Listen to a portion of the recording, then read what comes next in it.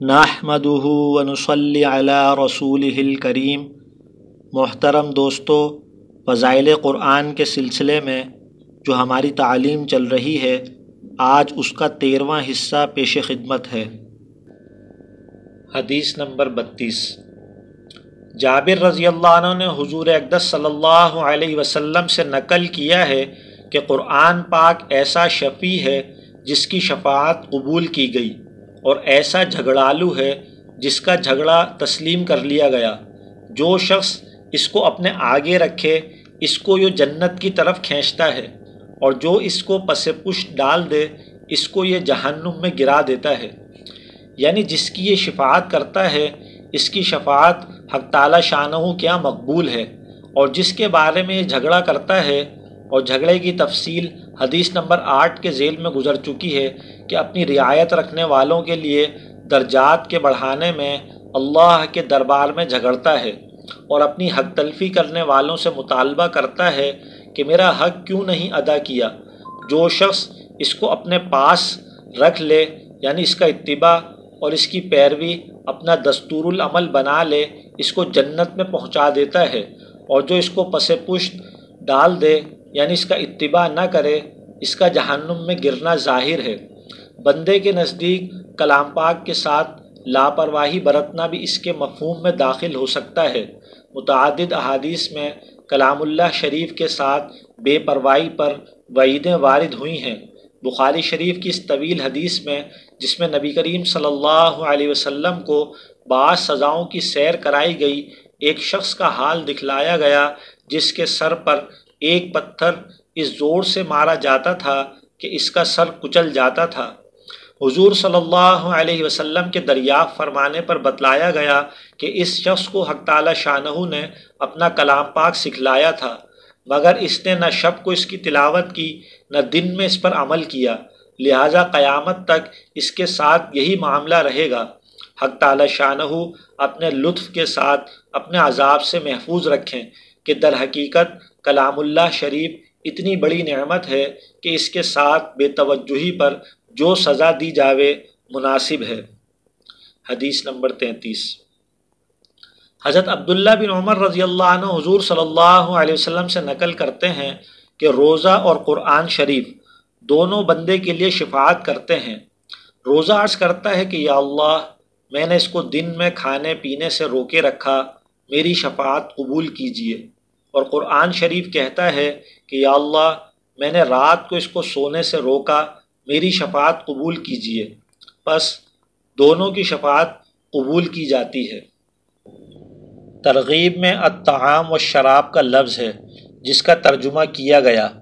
حاکم میں شراب کی جگہ شہوات کا لفظ ہے، یعنی میں نے روزے دار کو دن میں کھانے اور خواہشات نفسانیہ سے روکا۔ اس میں اشارہ ہے کہ روزے دار کو خواہشات نفسانیہ سے جدا رہنا چاہیے، اگرچہ وہ جائز ہوں، جیسا کہ پیار کرنا، لپٹنا۔ بعض روایت میں آیا ہے کہ قرآن مجید جوان مرد کی شکل میں آئے گا اور کہے گا کہ میں ہی ہوں جس نے تجھے راتوں کو جگایا اور دن میں پیاسا رکھا۔ نیز اس حدیث شریف میں اشارہ ہے اس طرف کہ کلام اللہ شریف کے حفظ کا تقاضا یہ ہے کہ رات کو نوافل میں اس کی تلاوت بھی کرے۔ حدیث نمبر 27 میں اس کی تصریح بھی گزر چکی۔ خود کلام پاک میں متعدد جگہ اس کی ترغیب نازل ہوئی۔ ایک جگہ ارشاد ہے، اعوذ باللہ من الشیطان الرجیم، وَمِنَ اللَّيْلِ فَتَہَجَّدْ بِهِ نَافِلَةً لَكَ وَمِنَ اللَّيْلِ فَاسْجُدْ لَهُ وَسَبِّحْهُ لَيْلًا طَوِيلًا يَتْلُونَ آيَاتِ اللَّهِ آنَاءَ اللَّيْلِ وَهُمْ يَسْجُدُونَ وَالَّذِينَ يَبِيتُونَ لِرَبِّهِمْ سُجَّدًا وَقِيَامًا۔ چنانچہ نبی کریم صلی اللہ علیہ وسلم اور حضرات صحابہ رضوان اللہ علیہم اجمعین کو بعض مرتبہ تلاوت کرتے ہوئے تمام رات گزر جاتی تھی۔ حضرت عثمان رضی اللہ عنہ سے مروی ہے کہ بعض مرتبہ وتر کی ایک رکعت میں وہ تمام قرآن شریف پڑھا کرتے تھے۔ اسی طرح عبداللہ بن زبیر رضی اللہ عنہ بھی ایک رات میں تمام قرآن شریف پورا فرما لیا کرتے تھے۔ سعید بن جبیر رحمۃ اللہ علیہ نے 2 رکعات میں کعبے کے اندر تمام قرآن شریف پڑھا۔ ثابت بنانی رحمۃ اللہ علیہ دن رات میں ایک قرآن شریف ختم کرتے تھے، اور اسی طرح ابو حرہ رحمۃ اللہ علیہ بھی۔ ابو شیخ عنائی رحمۃ اللہ علیہ کہتے ہیں کہ میں نے ایک رات میں 2 قرآن مجید پورے اور تیسرے میں سے 10 پارے پڑھے، اگر چاہتا تو تیسرا بھی پورا کر لیتا۔ صالح بن کیسان رحمۃ اللہ علیہ جب حج کو گئے تو راستے میں اکثر ایک رات میں 2 کلام مجید پورے کرتے تھے۔ منصور بن زازان رحمۃ اللہ علیہ صلاۃ الضحیٰ میں ایک کلام مجید اور دوسرا ظہر سے عصر تک پورا کرتے تھے، اور تمام رات نوافل میں گزارتے تھے، اور اتنا روتے تھے کہ امامے کا شملہ تر ہو جاتا تھا۔ اسی طرح اور حضرات بھی، جیسا کہ محمد بن نصر رحمۃ اللہ علیہ نے قیام اللیل میں تخریج کیا ہے۔ شرح احیاء میں لکھا ہے کہ سلف کی عادات ختم قرآن مجید میں مختلف رہی ہیں۔ بعض حضرات ایک ختم روزانہ کرتے تھے، جیسا کہ امام شافعی رحمۃ اللہ علیہ غیر رمضان المبارک میں، اور بعض 2 ختم روزانہ کرتے تھے، جیسا کہ خود امام شافعی صاحب کا معمول رمضان المبارک میں تھا، اور یہی معمول اسود رحمۃ اللہ علیہ اور صالح بن کیسان رحمۃ اللہ علیہ، سعید بن جبیر رحمۃ اللہ علیہ اور ایک جماعت کا تھا۔ بعض کا معمول 3 ختم روزانہ کا تھا، چنانچہ سلیم بن عطر رحمۃ اللہ علیہ جو بڑے تابعین میں شمار کیے جاتے ہیں، حضرت عمر رضی اللہ عنہ کے زمانے میں فتح مصر میں شریک تھے، اور حضرت معاویہ رضی اللہ عنہ نے قصص کا امیر ان کو بنایا تھا۔ ان کا معمول تھا کہ ہر شب میں 3 ختم قرآن شریف کے کرتے تھے۔ نبوی رحمۃ اللہ علیہ کتاب الاذکار میں نقل کرتے ہیں کہ زیادہ سے زیادہ مقدار جو تلاوت کے باب میں ہم کو پہنچی ہے وہ ابن القاتب کا معمول تھا کہ دن رات میں 8 قرآن شریف روزانہ پڑھتے تھے۔ ابن قدامہ رحمۃ اللہ علیہ نے امام احمد رحمۃ اللہ علیہ سے نقل کیا ہے کہ اس کی کوئی تحدید نہیں، پڑھنے والے کے نشاط پر موقوف ہے۔ اہل تاریخ نے امام اعظم رحمۃ اللہ علیہ سے نقل کیا ہے کہ رمضان شریف میں 61 قرآن شریف پڑھتے تھے، ایک دن کا اور ایک رات کا، اور ایک تمام رمضان شریف میں تراویح کا۔ مگر حضور اقدس صلی اللہ علیہ وسلم نے ارشاد فرمایا کہ 3 دن سے کم میں ختم کرنے والا تدبر نہیں کر سکتا۔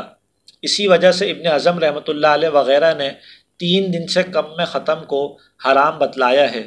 بندے کے نزدیک یہ حدیث شریف باعتبار اکثر افراد کے ہے، اس لیے کہ صحابہ کرام رضی اللہ عنہم کی ایک جماعت سے اس سے کم میں پڑھنا بھی ثابت ہے۔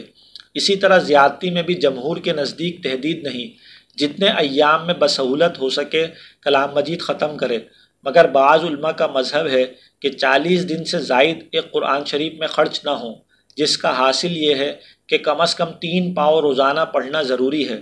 اگر کسی وجہ سے کسی دن نہ پڑھ سکے تو دوسرے دن اس کی قضا کر لے، غرض 40 دن کے اندر اندر ایک مرتبہ کلام مجید پورا ہو جائے۔